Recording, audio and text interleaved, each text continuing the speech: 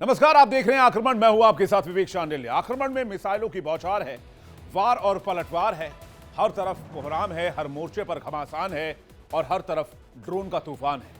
हद तो तब हो गई जब एटमी युद्ध की खुली हुंकार भरी जाने लगी। कहीं विस्तार की नीति के नाम पर सीमाएं लांघी जा रही हैं, कहीं कब्जे की खुली धमकियां दी जा रही है और ऐसी ही धमकियों से दुनिया दहल रही है। यकीन मानिए, ये सिर्फ जंग नहीं है, ये भविष्य को विध्वंस की आग में झोंकने की पूरी तैयारी है।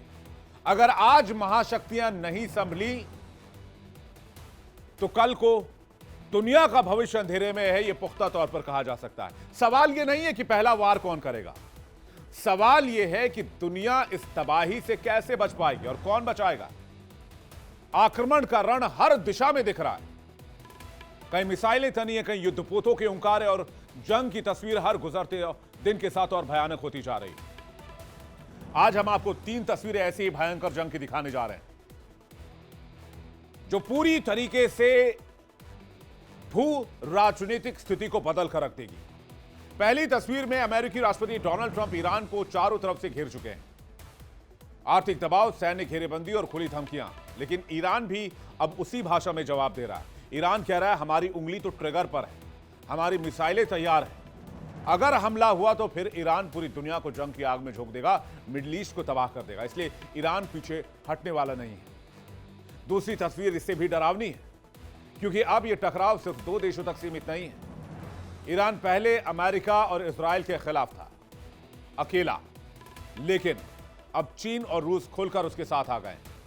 यानी अगर जंग भड़की तो खतरा विश्व युद्ध की ओर भी बढ़ सकता है। और तीसरी तस्वीर आती है गाजा से, जहां अक्टूबर से ही शांति की बातें हो रही हैं। पहला चरण पूरा होने के बाद दूसरे चरण की भी प्लानिंग, लेकिन जिस शांति की बात की जा रही है वो शांति जमीन पर कहीं नजर नहीं आती, क्योंकि इजराइल बमबारी से बाज आने को तैयार नहीं है। कभी गाजा तो कभी लेबनान। ये सभी तस्वीरें एक ही तरफ इशारा कर रही हैं, तनाव गहरा रहा है, खतरा बढ़ रहा है और हालात अगर ऐसे ही बने रहे तो यह आग सिर्फ मिडिल ईस्ट तक, सिर्फ रूस यूक्रेन जंग तक, सिर्फ अमेरिका वेनेजुएला तक, अमेरिका क्यूबा तक नहीं सीमित रहेगी। ये दुनिया भर को अपने चपेट में लेगी, जिसे वर्ल्ड वॉर कहा जाएगा। बड़ी खबर इस वक्त सबसे पहले आपको बताते हैं, ईरान पर बहुत बड़े हमले की तैयारी में अमेरिका। ईरानी सीमा के पास अमेरिकी सैन्य तैनाती बढ़ा दी गई है।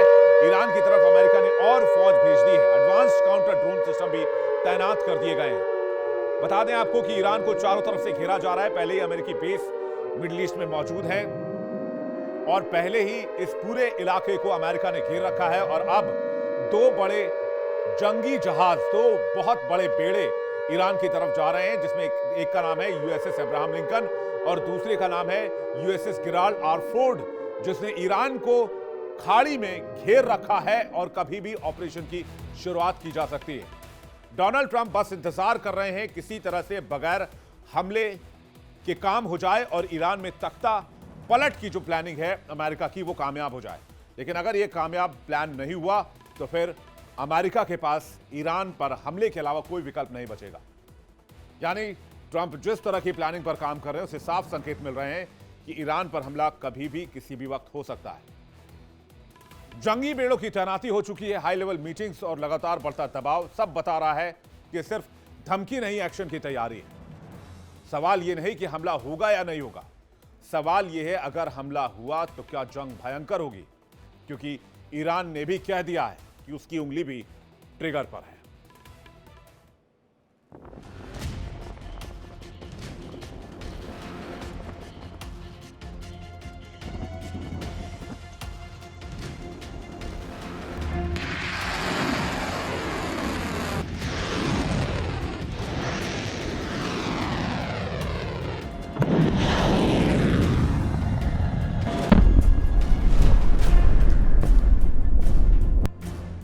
समंदर में जंग का ऐलान हो चुका है।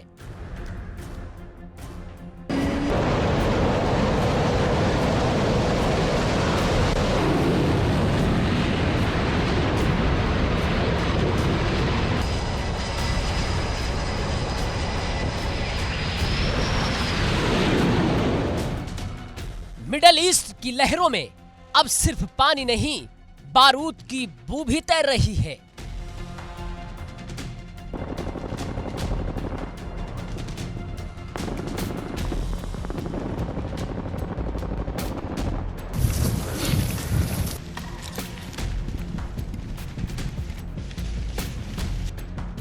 ईरान और अमेरिका दोनों आमने सामने, उंगलियां ट्रिगर पर और दुनिया सांस रोके देख रही है।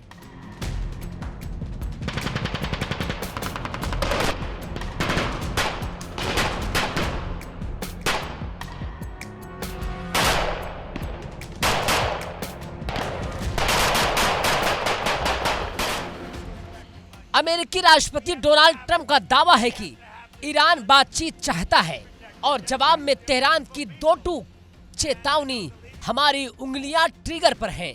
यानी बयानों की जंग अब हथियारों की तैनाती तक पहुंच चुकी है। अब सबसे बड़ा सवाल, क्या कुछ बड़ा होने वाला है? क्योंकि अमेरिका ने अपना सबसे खतरनाक हथियार ईरान के बेहद करीब तैनात कर दिया है।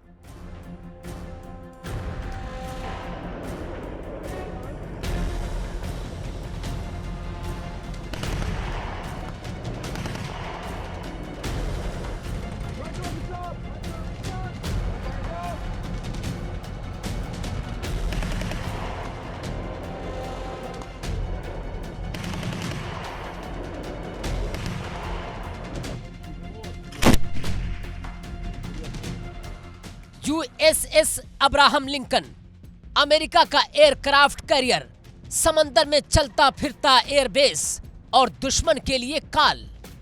ये कोई आम युद्धपोत नहीं। यूएसएस अब्राहम लिंकन के साथ चलता है पूरा carrier strike group, guided missile cruise, विध्वंसक जहाज, परमाणु सबमरीन और सपोर्ट शिप्स का विशाल बेड़ा। यानी एक ऐसा जंगी काफिला जो अकेले किसी देश की सैन्य क्षमता को चुनौती दे सकता है।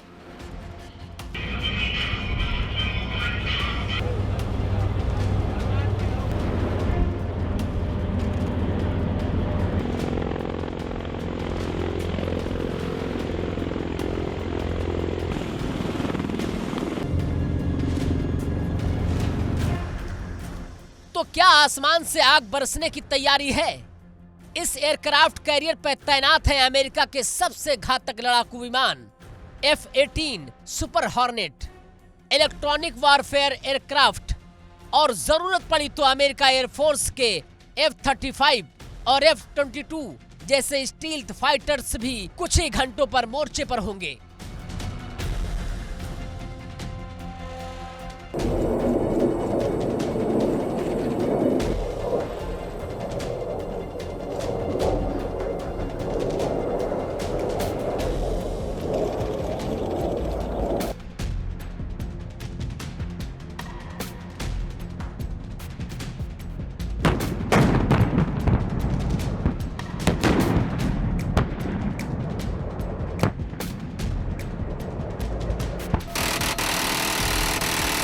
वहीं डिफेंस एक्सपर्ट मानते हैं कि यूएसएस अब्राहम लिंकन जल, थल और नभ तीनों मोर्चों से हमला करने में सक्षम है। तो क्या अमेरिका के पास है गेम चेंजर हथियार?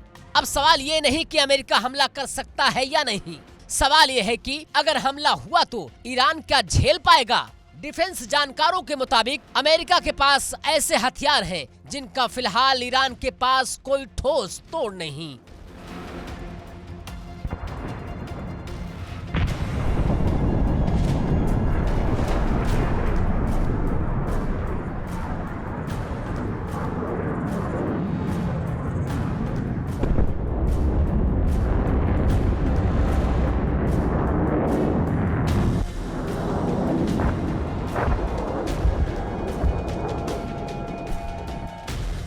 सबसे बड़ा नाम टॉमहॉक क्रूज मिसाइल का आता है। समंदर के नीचे से या वॉरशिप से लॉन्च सैकड़ों किलोमीटर दूर मौजूद सैन्य ठिकानों पर सटीक और तबाही भरा हमला। अगर टॉमहॉक चली तो मिसाइल साइट्स, कमांड सेंटर और मिलिट्री बेस कुछ ही मिनटों में तबाह हो सकते हैं। लेकिन सवाल उठता है कि ईरान का एयर डिफेंस कितना मजबूत है।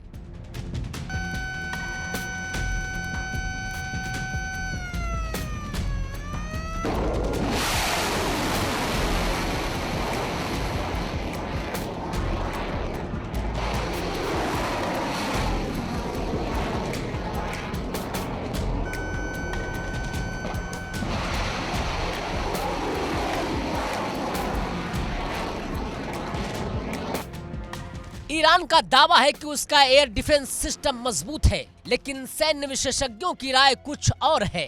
स्टेल्थ टेक्नोलॉजी वाले अमेरिकी फाइटर जेट्स और ड्रोन रडार से बच निकलने में माहिर माने जाते हैं। ऐसे में टारगेट्स को ट्रेस करना, ट्रैक करना या फिर इंटरसेप्ट करना किसी भी देश के लिए बड़ी चुनौती होती है।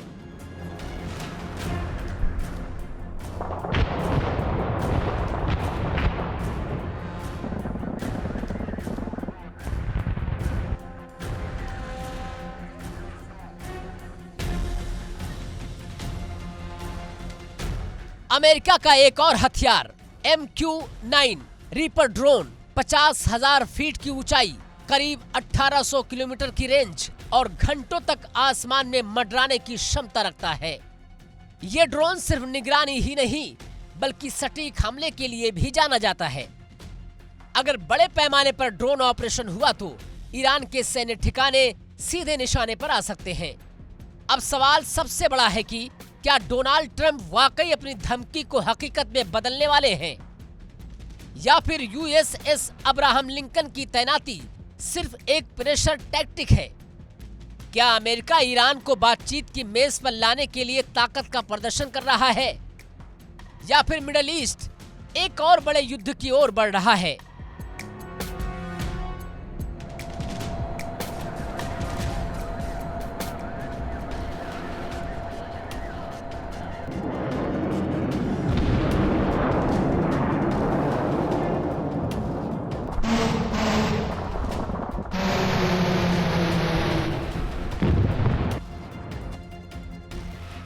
फिलहाल दुनिया की नजरें उस समंदर पर टिकी है जहां USS अब्राहम लिंकन लंगर डाले खड़ा है, क्योंकि इतिहास गवाह है जब भी ऐसे जंगी बेड़े आगे बढ़ते हैं तो सिर्फ संदेश नहीं, कई बार मिसाइलें भी चलती हैं। अब देखना यह है कि बातचीत जीतेगी या बारूद जीतेगा।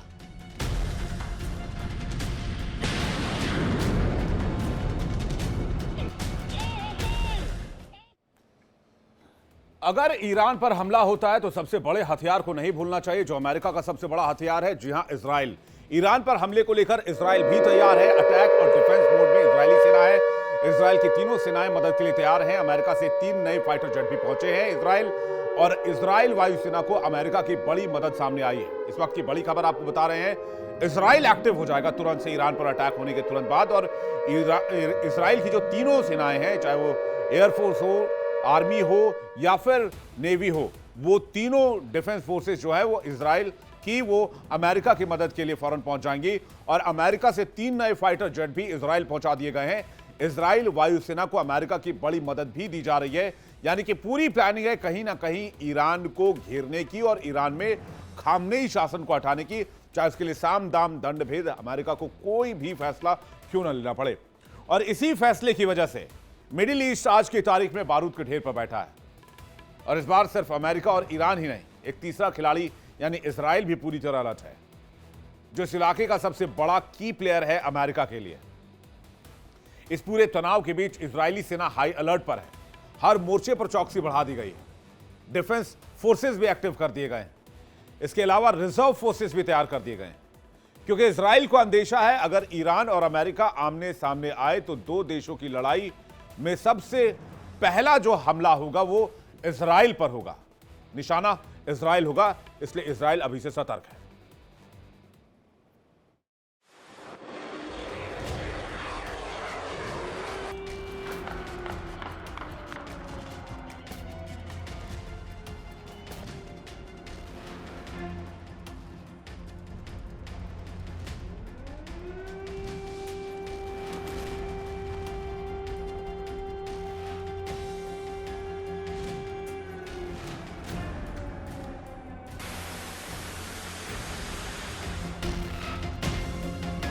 मिडल ईस्ट इस वक्त एक ऐसी स्थिति में है जहां सिर्फ एक चिंगारी पूरे इलाके को जंग की आग में झोंक सकती है।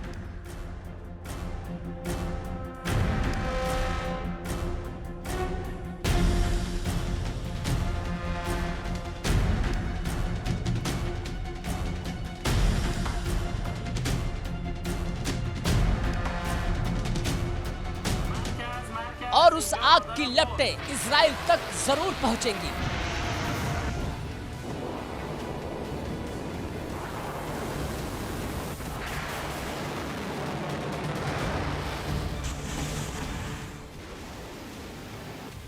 यही वजह है कि इजराइल किसी भी सूरत में सरप्राइज नहीं चाहता। अब सवाल उठता है, क्या इजराइल इस मौके को सिर्फ देख रहा है या फिर प्रधानमंत्री बेंजामिन नेतन्याहू कुछ बड़ा सोच चुके हैं?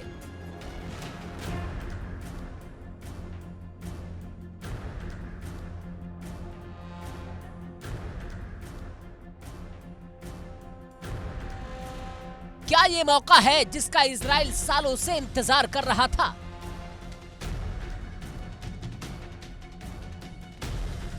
एक ऐसा मौका जब ईरान एक साथ कई दबाव में हो।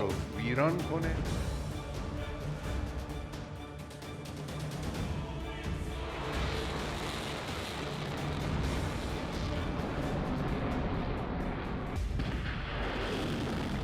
अमेरिका सामने है, अंदरूनी विरोध है और सीमाओं पर खतरे हैं। तो क्या पिछली बार का हिसाब चुकाना चाहता है इजराइल?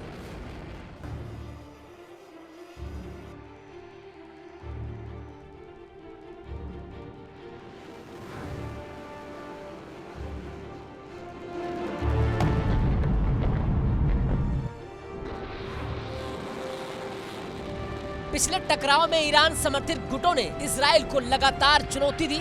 हिजबुल्लाह, हमास और सीरिया में ईरानी मौजूदगी इजराइल इसे सीधा खतरा मानता रहा है।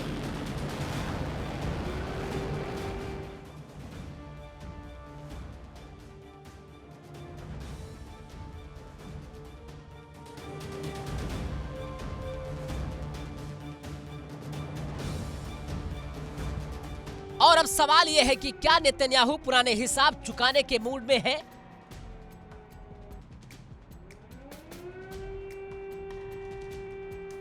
क्या ईरान की व्यस्तता इजराइल के लिए एक सुनहरा मौका बन गई है?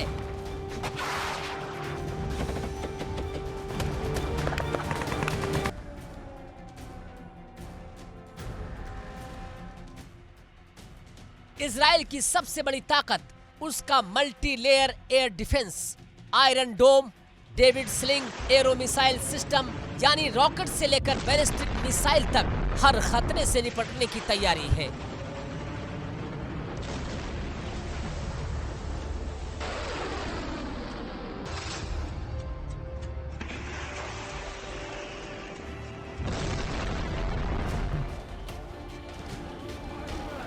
इजरायली एयरफोर्स 24 घंटे अलर्ट मोड में है।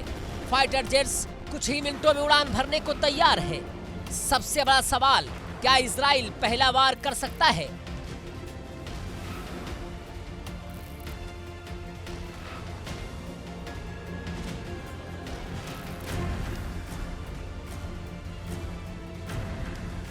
डिफेंस जानकार मानते हैं कि इजराइल की रणनीति अक्सर यही रही है, खतरा बड़ा होने से पहले उसे खत्म कर देना।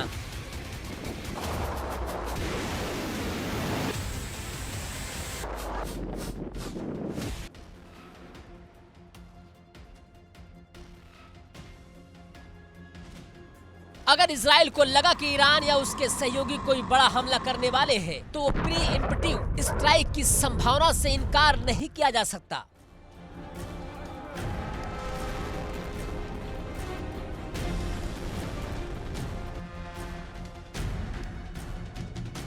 अब नजर डालते हैं ईरान की मुश्किलों पर।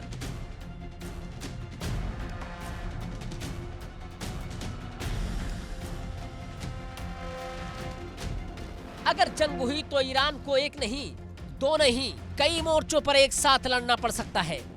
अमेरिका समंदर और आसमान से दबाव बना रहा है।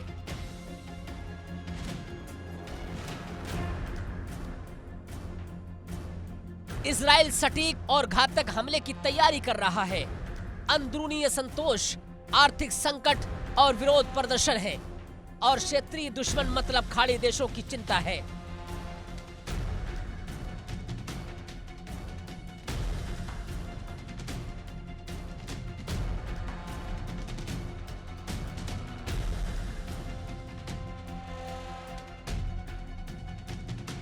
ईरान की रणनीति रही है सीधी लड़ाई से पहले प्रॉक्सी वार।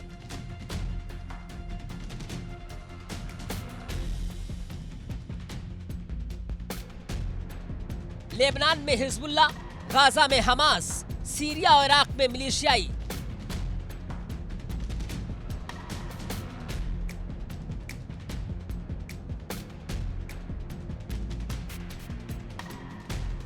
लेकिन सवाल यह है, अगर इजराइल और अमेरिका सीधे मैदान में उतर गए तो क्या ये प्रॉक्सी नेटवर्क ईरान को बचा पाएंगे?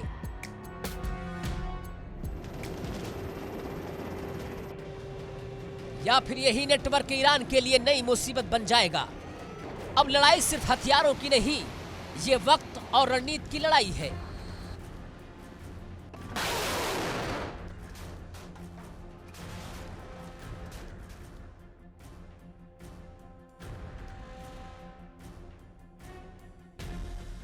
इजराइल नहीं चाहता कि ईरान मजबूत होकर उभरे और ईरान नहीं चाहता कि इजराइल इस मौके का फायदा उठाए।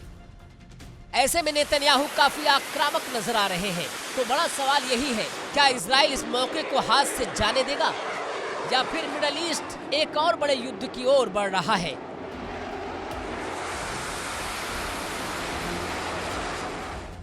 अगर जंग हुई तो ईरान एक साथ कितने मोर्चे संभाल पाएगा और क्या यह जंग पूरे इलाके की तकदीर बदल देगी?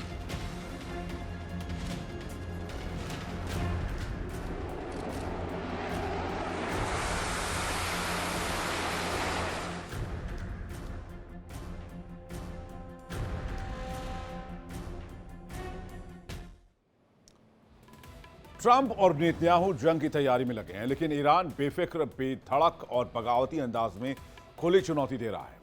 तेहरान से ऐलान हुआ है, आओ हमारी तरफ, हमारी उंगली ट्रिगर पर है। मतलब साफ है, हमले की मुकम्मल तैयारी, बस एक ऐलान भर बाकी है।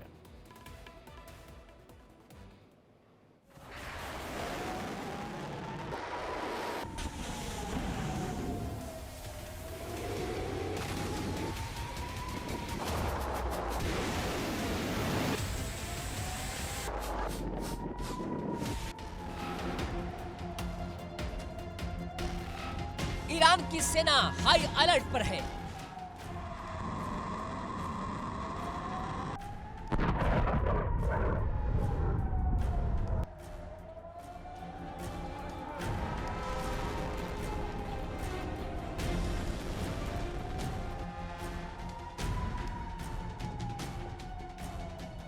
और उंगलियां ट्रिगर पर है।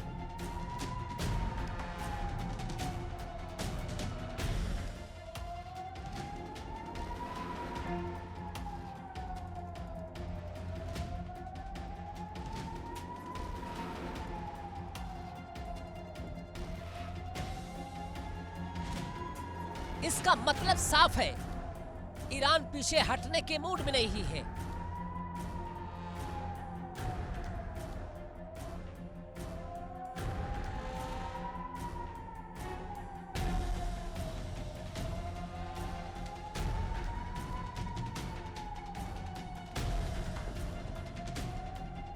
ईरान की मिसाइल यूनिट्स, नेवी और एयर डिफेंस सिस्टम तीनों पूरी तरह अलर्ट मोड में है।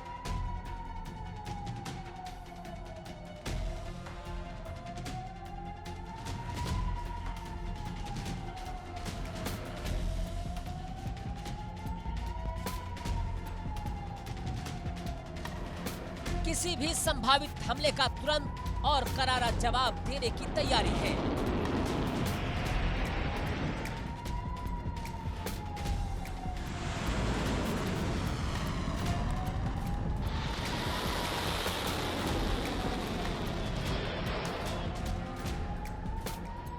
तेहरान से मिल रहे संकेत ये बता रहे हैं कि अब सिर्फ बयान नहीं, एक्शन का वक्त भी कभी भी आ सकता है।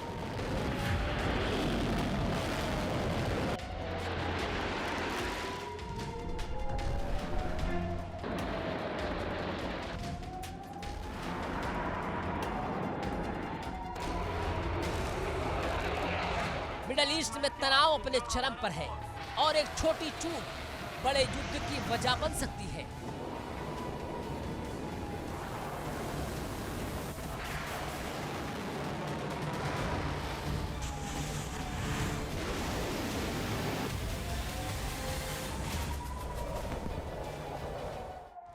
ईरान ने इजराइल और अमेरिका को सीधी चेतावनी दी है कि हमारी ताकत को कम आंकने की गलती मत करना।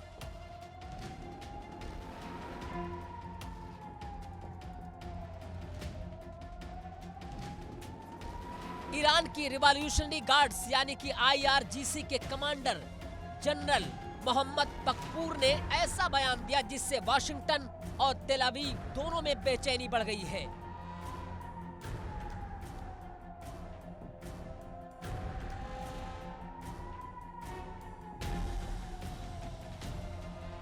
जनरल बकपूर का साफ संदेश की ऐतिहासिक अनुभवों को याद रखो और उस 12 दिन के थोपे गए युद्ध से जो सीख मिली है उसे नजरअंदाज मत करो। Once again targeted Iran.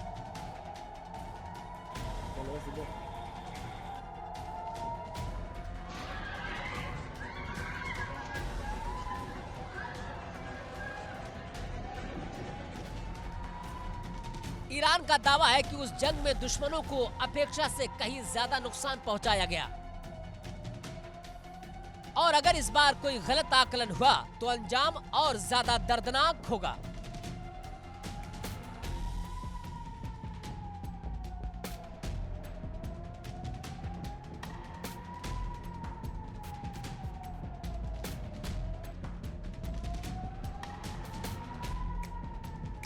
तनाव के बीच पहुंचा मामला दावोस तक। विश्व आर्थिक मंच में यूक्रेन के राष्ट्रपति जेलेंस्की ने ईरान में विरोध प्रदर्शनों और खून खराबे पर चिंता जाहिर की, लेकिन यह बयान तेहरान को नागवार गुजरा। ईरान के विदेश मंत्री अब्बास अगारची ने जेलेंस्की पर जबरदस्त हमला बोला और भाषा बिल्कुल कूटनीति से बाहर थी। अगारची ने कहा कि एक तरफ यूएन की दुहाई देकर दूसरे देशों से मदद मांगते हो और दूसरी तरफ यूएन चार्टर का उल्लंघन कर ईरान पर हमले का समर्थन करते हो। अगारची यही नहीं रुके, उन्होंने कहा कि मिस्टर जेलेंस्की, ईरान की रक्षा के लिए हमारी अपनी सेना है। हम तुम्हारी तरह विदेशी मदद पर भाड़े के टट्टू से युद्ध नहीं लड़ते। और फिर आया सबसे तीखा तंज, दुनिया में ऐसे जोकरों की कमी नहीं है और दुनिया अब ऐसे जोकरों से तंग भी आ चुकी है।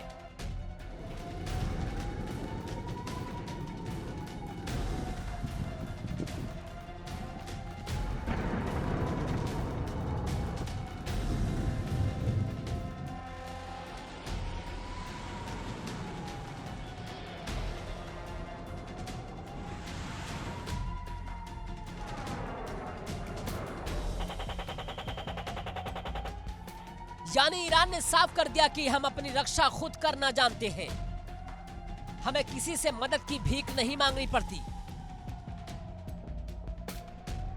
यह बयान सिर्फ जेलेंस्की के लिए नहीं था, यह सीधा संदेश था अमेरिका, इजराइल और उनके सहयोगियों के लिए।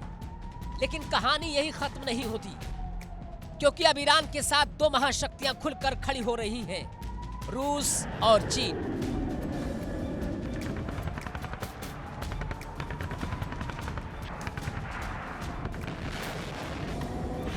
सूत्रों के मुताबिक चीन बड़ी मात्रा में हथियार और सैन्य उपकरण ईरान की ओर बढ़ा रहा है और रूस हर संभव मदद करने की हुंकार भर रहा है।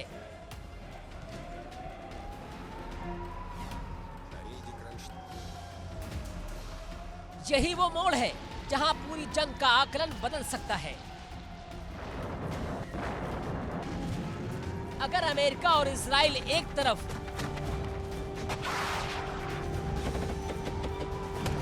और दूसरी तरफ ईरान के साथ रूस और चीन, तो ये सिर्फ मिडिल ईस्ट की जंग नहीं रहेगी, ये बन जाएगी महाशक्तियों की टक्कर।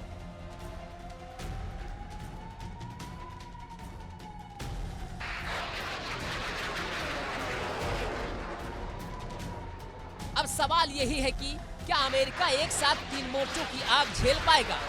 क्या इजराइल, रूस, चीन की मौजूदगी में वही आक्रामक रुख रख पाएगा? और क्या ईरान अब और ज्यादा खतरनाक हो चुका है? एक तरफ ट्रिगर पर उंगली, दूसरी तरफ महाशक्तियों की लामबंदी, बीच में एक इलाका जो पहले से बारूद के ढेर पर खड़ा है। अगर जंग हुई तो ये जंग किसी एक देश की नहीं होगी।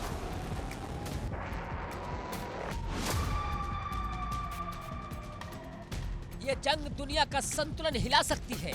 तो बड़ा सवाल है, क्या ये सिर्फ धमकियों की जंग है या फिर वाकई दुनिया एक नए वैश्विक टकराव की दहलीज पर खड़ी है? Bureau report, India daily.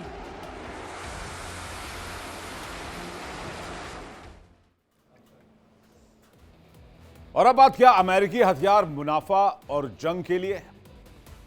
दुनिया भर में ट्रंप की आक्रामकता यूं ही नहीं है। उनकी आक्रामकता की एक वजह है विस्तारवाद, तो दूसरी वजह है हथियारों का बाजार, जिसमें अमेरिका की बात चाहत है। क्योंकि दुनिया में जैसे जैसे जंग के माहौल बन रहे हैं, वैसे वैसे अमेरिकी कंपनियों के हथियार खूब बिक रहे हैं और अमेरिका को जमकर मुनाफा हो रहा है। और इसलिए जरूरी है, क्योंकि अमेरिका इस वक्त दुनिया का सबसे बड़ा कर्जदार देश है। उसके मुल्क पर उसकी जीडीपी से भी ज्यादा कर्ज है।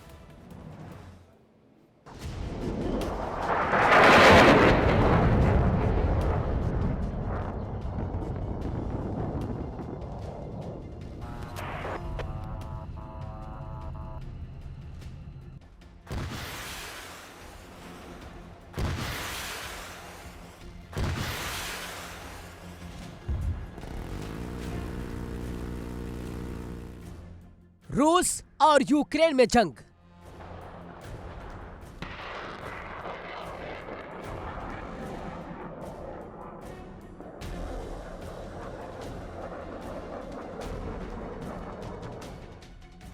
इराक में युद्ध।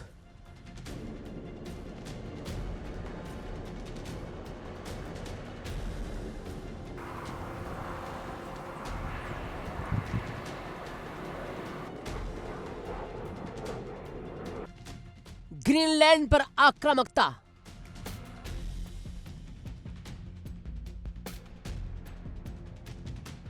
ईरान पर तनातनी।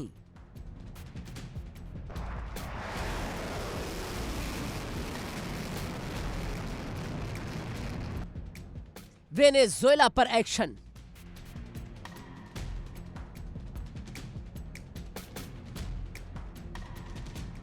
ये दुनिया में जंग के तमाम मोर्चे हैं। हालात अलग हैं, देश अलग हैं, लेकिन दो चीजें एक जैसी हैं। पहली, जंग के बाद होने वाली तबाही, और दूसरी, अमेरिका की मौजूदगी।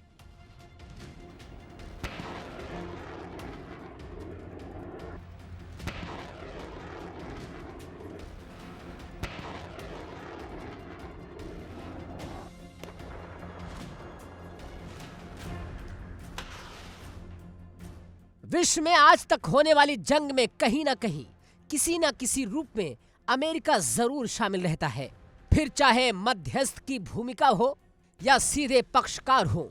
हालांकि इन दोनों के अलावा अमेरिका का एक और रूप भी है, वो है हथियारों के सौदागर का।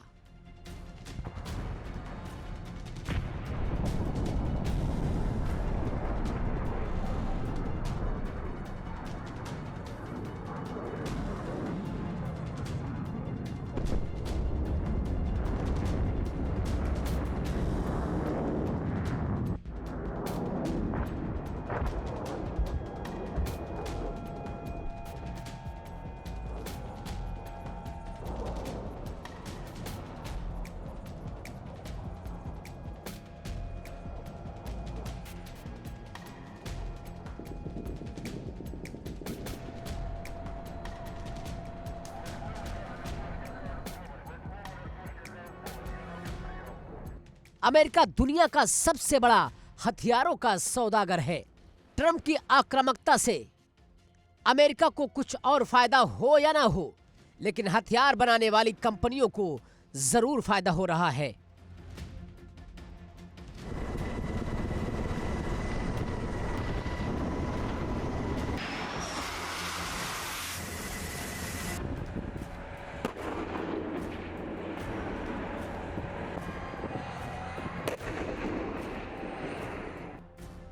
जंग में जहां एक ओर तबाही फैलती है, वहीं दूसरी ओर अमेरिका की लॉकहीड मार्टिन, बोइंग और रेथॉन जैसी कंपनियां हथियार बेचकर मोटा मुनाफा कमाती हैं। मासूम लोगों की जान लेने वाले हथियार अरबों के बिकते हैं।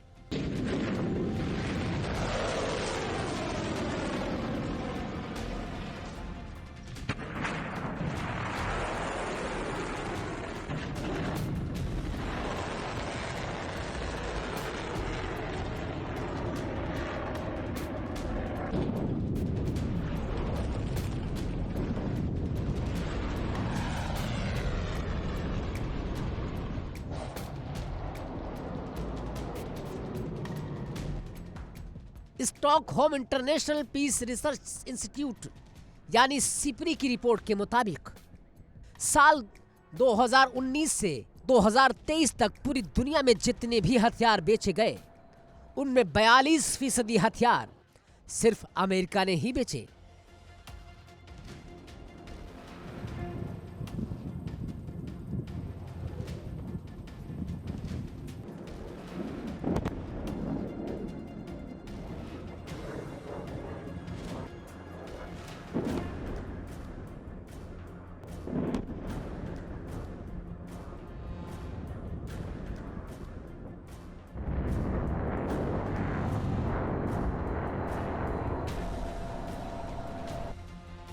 अमेरिका के पास दुनिया के सबसे एडवांस रक्षा तकनीक है।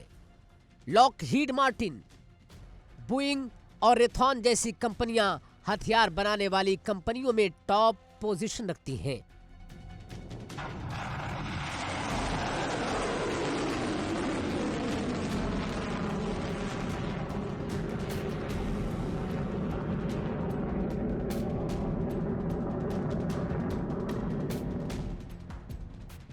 अमेरिकी कंपनियां जंग के मैदान और जंग की तैयारी के लिए दूसरे देशों के हथियार की जरूरत पूरी करती हैं। उधर अमेरिका की विदेश नीति और सैन्य गठबंधन की वजह से उनका फायदा भी होता है। यही वजह है कि कई देश हथियार खरीदने के मामले में अमेरिका को सबसे ज्यादा प्राथमिकता देते हैं।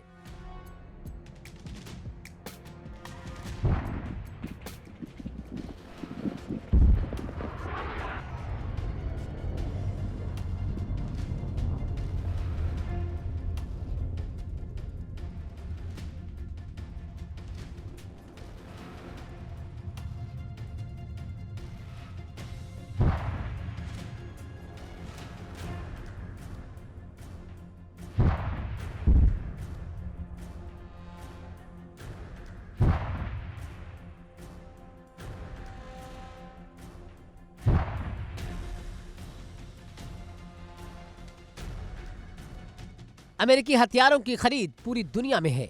इनमें सऊदी अरब, जापान, ऑस्ट्रेलिया और दक्षिण कोरिया शामिल हैं। अमेरिका की कंपनी किन किन हथियारों के निर्माण में महारत रखती है, आइए आपको बताते हैं। Lockheed Martin F-35 fighter jets का निर्माण करती है। कंपनी के हाइमार्स रॉकेट सिस्टम की भी मांग बढ़ रही है।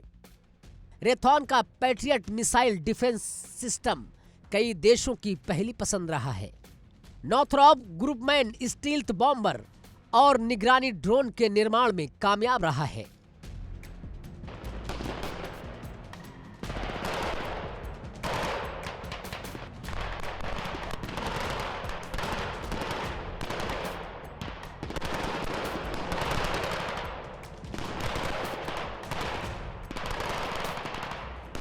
फरवरी 2022 से शुरू हुए रूस यूक्रेन युद्ध से भले ही यूरोप में दहशत हो, रूस और यूक्रेन की धरती धधक रही हो, लेकिन शेयर मार्केट में अमेरिकी कंपनियों के स्टॉक में लंबी उड़ान देखी गई है। अमेरिका ने यूक्रेन को अरबों डॉलर के हथियार दिए और अब अमेरिकी सेना अपने पुराने स्टॉक को आधुनिक हथियारों से बदल रही है, जिसका सीधा ठेका इन कंपनियों को मिल रहा है।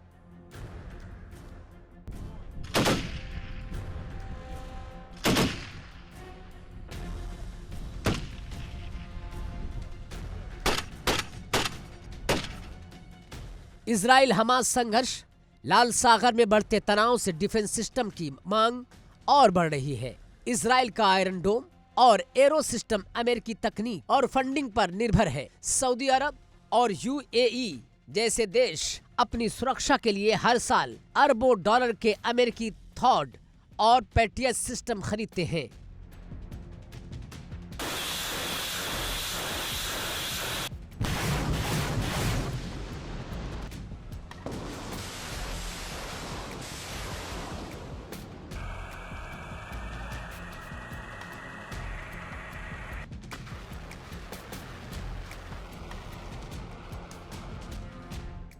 साफ है कि जंग कहीं भी हो, तबाही कहीं भी फैले, आग कहीं भी बरसे, मुनाफा अमेरिकी कंपनियों की जेब में ही जाता है। और शायद यही वजह है कि ट्रंप वेनेजुएला से लेकर क्यूबा, मैक्सिको, ग्रीनलैंड और ईरान समेत पूरी दुनिया की टेंशन बढ़ाते रहते हैं, ताकि दुनिया दहशत में रहे और स्टॉक मार्केट में अमेरिकी कंपनियों के शेयर दहाड़ते रहें। Bureau report, India daily.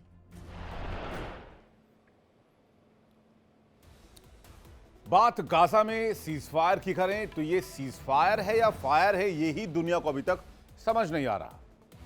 एक तरफ पीस बोर्ड बनाने की प्लानिंग, शांति समझौते की बातें, डिप्लोमेसी के दावे, और दूसरी तरफ गाजा में खुलेआम बमबारी, गोलियों की बौछार, लाशों की कतार।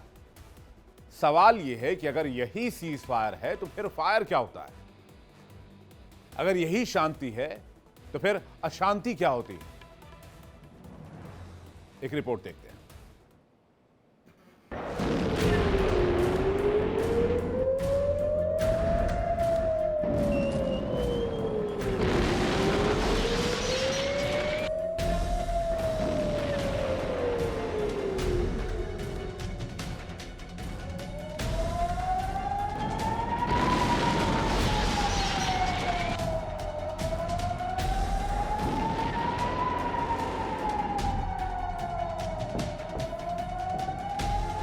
गाजा एक बार फिर गोलियों की आवाज से कांप उठा।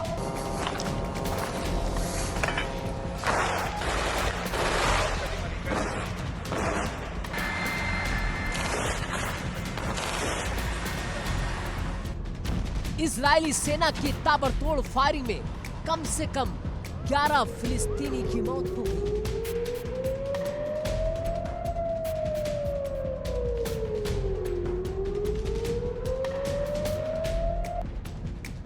मरने वालों में 13 साल के 2 बच्चे, 3 पत्रकार और 1 महिला शामिल हैं।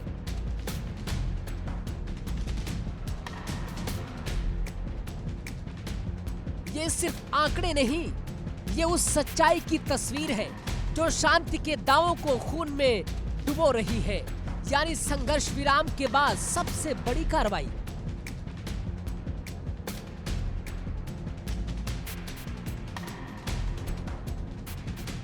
अक्टूबर में हमास और इजराइल के बीच संघर्ष विराम लागू हुआ था।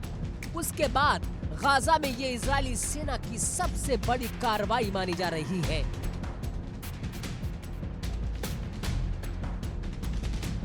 और ये हमला ऐसे वक्त में हुआ है जब अमेरिका इस समझौते को आगे बढ़ाने और इसके दूसरे सबसे मुश्किल चरण को लागू करने की कोशिश कर रहा है। यानी एक तरफ बातचीत की मेज, दूसरी तरफ गोलियों की लाइन। एक कैंप अधिकारी के मुताबिक मारे गए लोगों में 3 फिलिस्तीनी पत्रकार भी शामिल थे।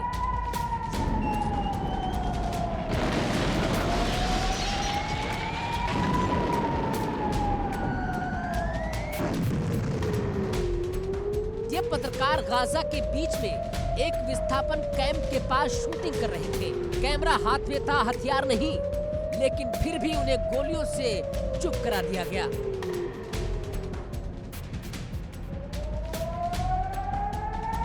सवाल उठता है, क्या यहाँ सिर्फ लोग नहीं, सच भी निशाने पर है? इजरायली सेना का कहना है कि उन्होंने कुछ संदिग्धों को देखा जो एक ड्रोन चला रहे थे और वो ड्रोन उनके सैनिकों के लिए खतरा था।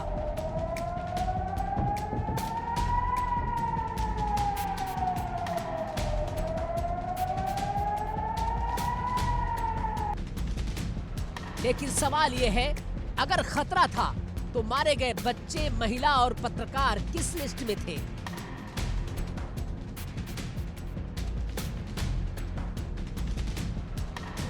अब जरा गाजा से दक्षिण लेबनान की तरफ चलिए। यहाँ भी सीजफायर के दावे हैं, लेकिन आसमान में ड्रोन मंडरा रहे हैं। इजराइल ने दक्षिणी लेबनान में ड्रोन हमले किए, निशाने पर थे हिजबुल्लाह के ठिकाने। आईडीएफ का कहना है कि इन हमलों में सीरिया सीमा से जुड़े 4 क्रॉसिंग पॉइंट्स तबाह किए गए। इजराइल के मुताबिक इनका इस्तेमाल हथियार तस्करी के लिए हो रहा था।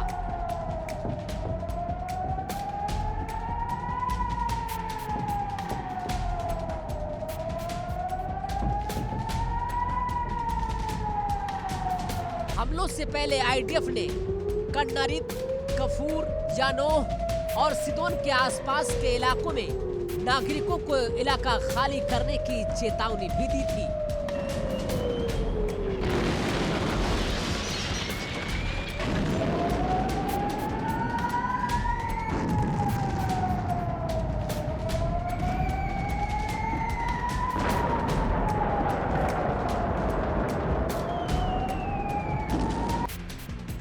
इन हमलों में हिजबुल्लाह के 2 अहम लड़ाके मारे गए।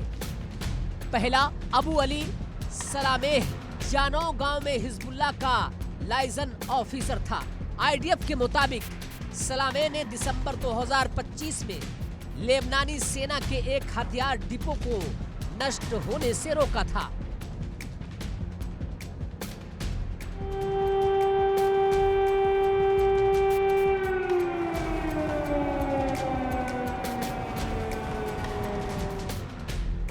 उसने हिजबुल्लाह को हथियार हटाने में मदद की, फर्जी दस्तावेज बनवाए और साइट को खाली दिखाने का नाटक भी किया।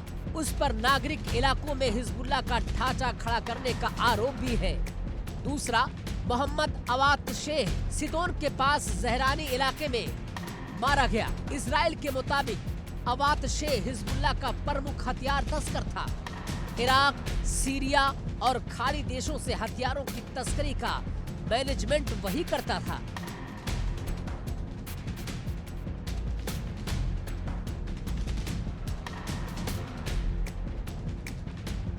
अब सवाल उठता है कि सीज फायर के बाद भी हमले क्यों? ये सारे हमले उस सीज फायर के बाद हो रहे हैं जो नवंबर 2024 में अमेरिकी मध्यस्थता से हुआ था। उसके बाद इजराइल ने दक्षिणी लेबनान से ज्यादातर सैनिक हटा लिए थे, लेकिन 5 रणनीतिक बॉर्डर पोस्ट अब भी कब्जे में रखे। आईडीएफ का दावा है कि तब से अब तक 400 से ज्यादा हिजबुल्लाह लड़ाके मारे गए, सैकड़ों ठिकानों पर हमले किए गए।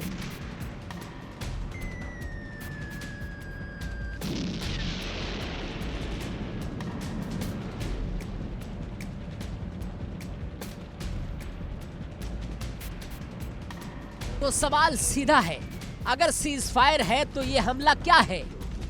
अगर शांति समझौता है तो ड्रोन, बम और गोलियां क्यों? क्या गाजा का सीज फायर सिर्फ कागज पर लिखा गया है? क्या लेबनान में शांति सिर्फ बयानबाजी है? इजराइल कहता है ये भविष्य के खतरे को आज ही खत्म कर देना है, लेकिन आलोचकों का कहना है कि ये नीति सीज फायर को खोखला कर रही है, क्योंकि जब एक पक्ष लगातार हमला करता है तो दूसरा पक्ष चुप नहीं रहता।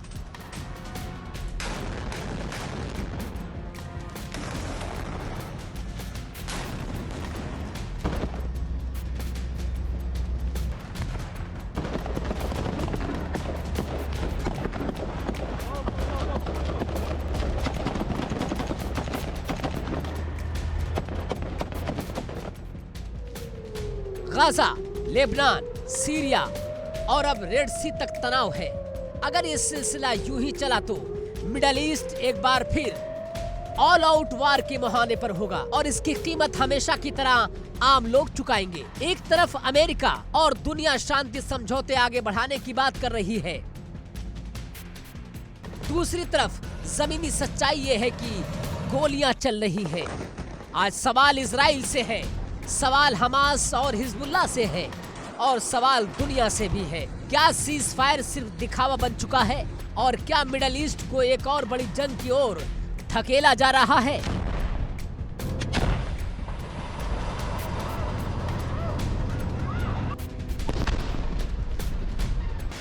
गाजा में खून बह रहा है, लेबनान में ड्रोन गरज रहे हैं और शांति बस बयान बनकर रह गई है। Bureau report, India daily.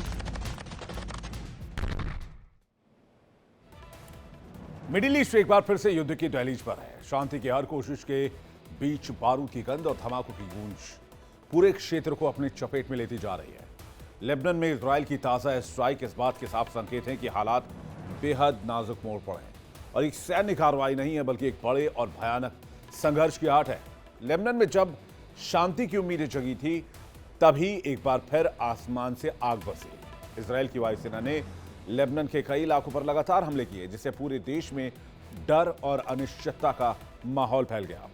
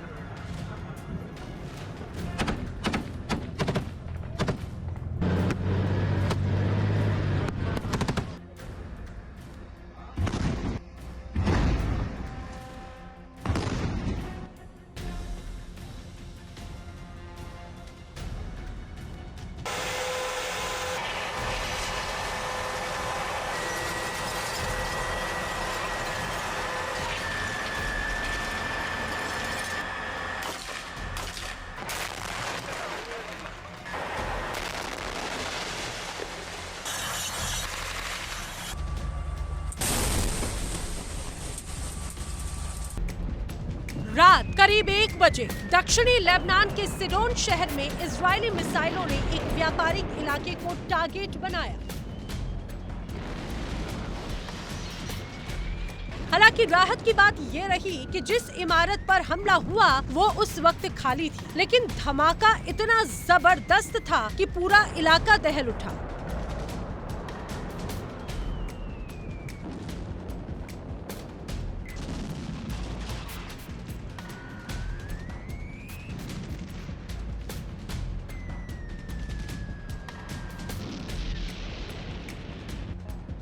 खिड़कियां टूट गईं, सड़कों पर मलबा फैल गया और लोग नींद से जागकर अपनी जान बचाने के लिए बाहर निकल आए। स्थानीय लोगों का कहना है कि ऐसा लगा जैसे जंग सीधे उनके दरवाजे तक पहुंच गई।